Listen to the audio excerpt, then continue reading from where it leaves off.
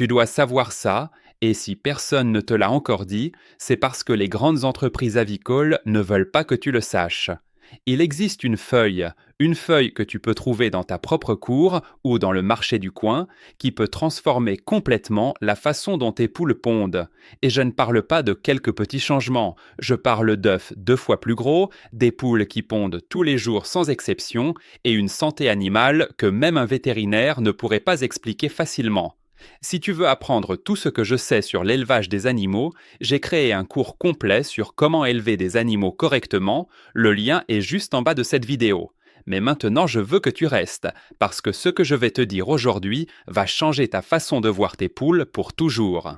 Avant de commencer, si cette vidéo t'apporte de la valeur, donne-lui un like et abonne-toi à cette chaîne parce que chaque semaine, je partage des secrets d'élevage que tu ne trouveras nulle part ailleurs.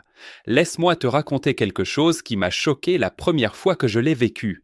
Il y a quelques années, j'élevais des poules, comme tout le monde, avec les aliments commerciaux, les vitamines en sachet, tout ce que les magasins agricoles te vendent en te disant que c'est indispensable. Et mes poules pondaient, oui, mais de façon irrégulière, parfois 2 jours sans un seul œuf, parfois un œuf si petit qu'on avait du mal à le vendre. Je dépensais de l'argent chaque semaine et les résultats n'étaient pas à la hauteur de mes attentes. Un jour, je suis allé rendre visite à un vieil éleveur dans un village éloigné, un homme qui avait plus de 70 ans et qui élevait des poules depuis qu'il était enfant. Quand je suis arrivé chez lui, ce qui m'a frappé immédiatement, c'est que ces poules étaient différentes. Elles avaient un éclat dans les yeux, leurs plumes étaient brillantes, denses, d'un rouge et d'un noir presque parfait. Et dans son poulailler, il y avait des œufs partout, des œufs énormes, des œufs que je n'avais jamais vus de cette taille-là avec des poules locales. Je lui ai demandé ce qu'il donnait à manger à ses poules, il m'a souri et m'a dit « Viens, je vais te montrer ». Il m'a emmené dans un coin de sa propriété où poussait un arbuste aux feuilles vertes sombres, légèrement dentelées sur les bords, avec une odeur forte et amère quand on les froissait entre les doigts. Il a pris une poignée de ces feuilles, les a hachées grossièrement et les a mélangées directement à la pâtée de ses poules. Et là, devant mes yeux, quelque chose d'incroyable s'est passé. Les poules se sont précipitées sur la nourriture avec une énergie que je n'avais jamais vue chez mes propres animaux. Cette feuille s'appelle Vernonia amygdalina dans les textes scientifiques, mais dans beaucoup de pays africains et tropicaux, on l'appelle simplement la feuille amère ou ndolé. Et ce vieil éleveur utilisait cette plante depuis des décennies sans jamais avoir lu un seul article scientifique à son sujet.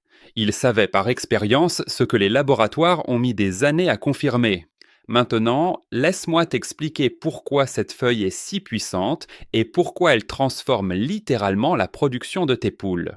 Quand une poule pond un œuf, son corps traverse un processus qui demande une quantité énorme d'énergie, de protéines, de calcium et de composés antioxydants. Quand ce processus est perturbé, quand le corps de la poule est sous stress, inflammé, parasité ou simplement mal nourri, les œufs deviennent plus petits, la ponte devient irrégulière et l'aminal perd peu à peu sa vitalité. La feuille amère contient des alcaloïdes, des flavonoïdes, des sesquiterpènes et des composés anti-inflammatoires naturels qui agissent directement sur le système digestif et le système immunitaire de la poule. En termes simples, cette plante nettoie l'intérieur de l'animal, tue les parasites intestinaux, réduit les inflammations chroniques et permet une meilleure absorption des nutriments que la poule consomme chaque jour.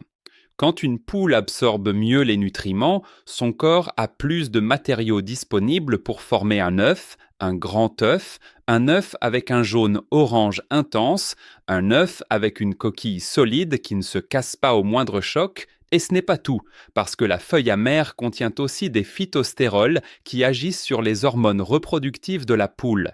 En langage simple, cela signifie que la poule est stimulée à pondre plus souvent et plus régulièrement, comme si tu avais appuyé sur un interrupteur dans son corps et activé son potentiel de ponte maximal. Maintenant, je veux te parler de quelque chose que beaucoup d'éleveurs ne comprennent pas, et c'est un point qui m'a coûté des années de résultats médiocres avant que je le comprenne. Il ne suffit pas de donner de la feuille amère à tes poules une fois et d'attendre un miracle. La vérité, c'est que l'effet de cette plante est cumulatif. Comme un médicament qui doit atteindre une certaine concentration dans le sang pour fonctionner correctement, Tu dois intégrer la feuille amère dans la routine alimentaire de tes poules de façon régulière et correctement dosée. L'erreur que font beaucoup d'éleveurs quand ils entendent parler de cette plante pour la première fois, c'est d'en donner trop et trop vite. Et là, les poules rejettent la nourriture parce que l'amertume est trop intense. Elles ont faim, mais elles ne mangent pas. Et l'éleveur conclut que la méthode ne fonctionne pas, alors qu'en réalité, il a simplement brûlé les étapes. Le bon dosage, c'est de commencer avec une petite quantité, à peu près une poignée de feuilles fraîches hachées pour 10 poules, mélangées à leur alimentation habituelle. Tu augmentes progressivement sur 2 à 3 semaines jusqu'à ce que les poules acceptent naturellement l'amertume et même la recherche, parce qu'avec le temps, leur corps reconnaît les bienfaits de cette plante et les poules développent une vraie attirance pour elle. J'ai vu des éleveurs qui ont fait ce changement progressif et qui, après un mois, avaient des poules qui venaient courailler vers la feuille amère comme si c'était leur friandise préférée. Et c'est là que la magie commence vraiment. Mais attends, parce que la feuille amère seule ne fait pas tout le travail. Et c'est ici que je veux te révéler quelque chose que ce vieil éleveur m'a dit le soir autour du feu, quelque chose qu'il n'avait jamais dit à personne d'autre.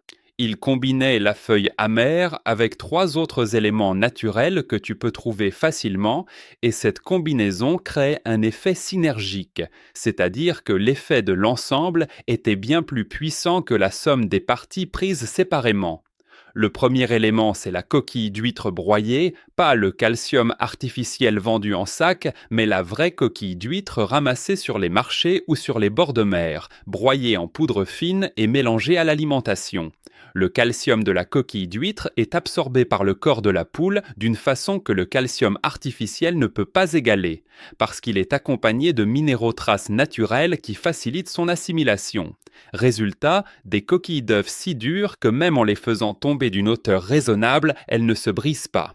Le deuxième élément, c'est l'ail. Oui, l'ail ordinaire que tu as dans ta cuisine, mais pas n'importe comment. Il faut faire tremper des gousses d'ail écrasées dans l'eau de boisson des poules pendant toute la nuit et leur donner cette eau le lendemain matin.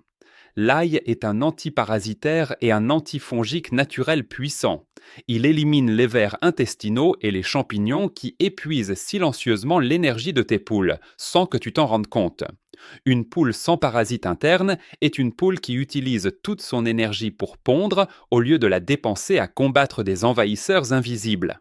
Le troisième élément, et celui qui m'a le plus surpris, c'est la levure de bière, un ingrédient que peu d'éleveurs associent à l'élevage de poules.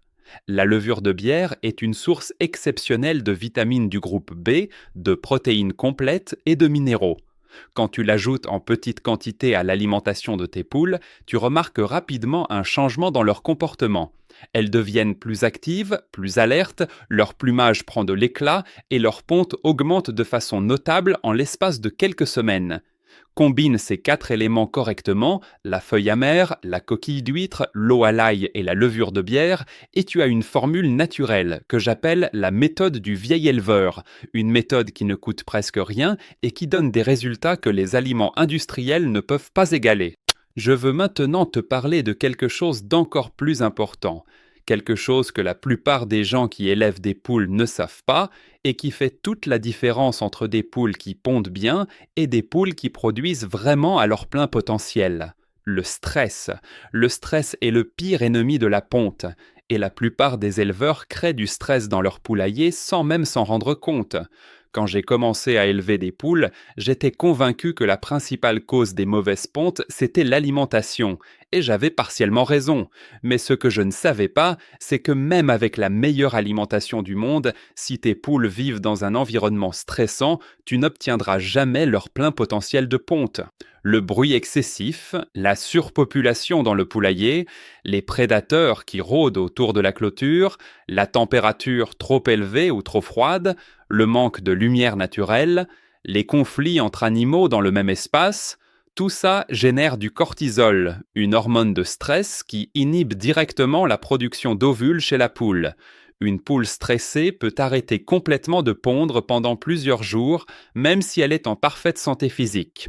C'est un mécanisme naturel que son corps utilise. Si l'environnement semble dangereux, la poule arrête de se reproduire. Parce que dans la nature, mettre au monde un œuf dans un environnement hostile, c'est condamner sa descendance. Le vieil éleveur avait compris ça intuitivement. Son poulailler était calme, propre, bien ventilé, avec suffisamment d'espace pour que chaque poule puisse se déplacer librement. Il avait des nids en nombre suffisant pour que les poules ne se disputent pas les emplacements, et il rendait visite à ses poules tous les jours à la même heure, avec les mêmes gestes, les mêmes sons, parce qu'il avait compris que les poules sont des animaux de routine et que la régularité les sécurise. Il y a une histoire que je veux absolument te raconter parce qu'elle illustre parfaitement ce dont je parle. Et quand je l'ai entendue pour la première fois, j'ai failli ne pas y croire. Dans un village au Cameroun, il y avait une femme qui élevait des poules depuis 30 ans. Elle s'appelait Mama Victorine. Et tout le village savait que ces poules étaient différentes. Ses œufs étaient les plus grands du marché, ses poules vivaient plus longtemps que celles de ses voisins, et elle n'avait jamais eu d'épidémie dans son poulailler, même quand les maladies décimaient les troupeaux autour d'elle. Les gens du village pensaient qu'elle avait un secret mystique. Certains disaient qu'elle parlait à ses poules, d'autres qu'elle utilisait des plantes magiques. Et en réalité, ils n'avaient pas tout à fait tort. Maman Victorine utilisait effectivement une plante, la feuille amère, qu'elle cueillait elle-même dans les bois autour de son village. Elle la hachait finement, la mélangeait à du son de blé et à de la farine de manioc fermentée, et elle donnait ce mélange à ses poules 3 fois par semaine depuis des décennies. Quand des chercheurs en agronomie sont venus dans son village pour étudier les pratiques traditionnelles d'élevage, ils ont été stupéfaits par ces résultats. Ces poules avaient des marqueurs de santé extraordinaires, un système immunitaire très actif, un microbiome intestinal remarquablement diversifié et une production d'œufs qui dépassait la moyenne nationale de façon significative. Mama Victorine n'avait jamais lu un article scientifique de sa vie. Elle avait appris cette méthode de sa mère, qui l'avait elle-même apprise de sa grand-mère. C'était une connaissance transmise de génération en génération, une sagesse ancestrale que la science moderne ne fait que confirmer aujourd'hui. Et ce qui me touche le plus dans cette histoire, c'est que Mama Victorine distribuait ses feuilles amères gratuitement à toutes les femmes du village qui lui demandaient. Elle ne gardait pas son secret, elle voulait que tout le monde réussisse. Et c'est exactement dans cet esprit que je partage avec toi tout ce que je sais dans cette vidéo. Parlons maintenant des erreurs les plus fréquentes que je vois chez les éleveurs, parce que connaître la bonne méthode, c'est bien, mais éviter les erreurs qui sabotent tout, c'est encore mieux. La première erreur, et de loin la plus courante, c'est de changer l'alimentation des poules trop brusquement. Le système digestif d'une poule est sensible et tout changement rapide dans ce qu'elle mange peut provoquer une diarrhée, une perte d'appétit ou même un arrêt temporaire de la ponte. Toujours introduire les nouveaux aliments progressivement sur plusieurs semaines. La deuxième erreur, c'est de négliger l'eau. L'eau est le nutriment le plus important dans l'élevage des poules et pourtant c'est le plus négligé. Une poule qui n'a pas accès à de l'eau fraîche et propre toute la journée réduit sa ponte de façon dramatique. Une poule en pleine production pond un œuf en 25 heures environ, et cet œuf est composé à 65% d'eau. Si tu ne lui fournis pas assez d'eau, son corps ne peut littéralement pas fabriquer un œuf complet. La troisième erreur, c'est d'ignorer les signaux que les poules t'envoient. Une poule qui a le plumage terne t'indique une carence en vitamines. Une poule qui a les crêtes pâles t'indique une anémie ou une infection parasitaire. Une poule qui reste dans un coin sans se déplacer t'indique qu'elle souffre. Les poules communiquent constamment et un bon éleveur apprend à lire ces signaux comme un langage. La quatrième erreur, c'est de se fier uniquement aux produits chimiques pour prévenir les maladies.